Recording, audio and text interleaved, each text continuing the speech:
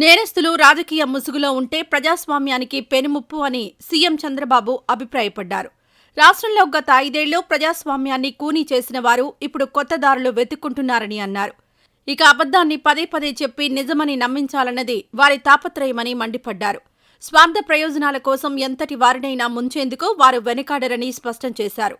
నా దళితులు అంటూనే వారిని నట్టేట ముంచే రకాలని వెల్లడించారు. ఆటవిక రాజ్యంలోనే దాడులు, ఊచకోతలు, విధ్వంసాలు, హత్యలు జరుగుతాయని, మనది ప్రజాస్వామ్యం, ఇక్కడంతా చట్టపరంగానే పరిపాలన సమర్థవంతంగా నడుస్తుందని పేర్కొన్నారు.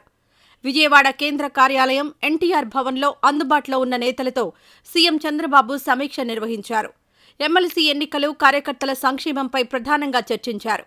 ఉత్తరాంధ్ర ఉపాధ్యాయ ఎమ్మెల్సీ ఎన్నికల్లో ఎవరికి మద్దతివ్వాలనే అంశంపై త్రిసభ్య కమిటీ ఏర్పాటుకు సమావేశంలో చంద్రబాబు నిర్ణయించారు.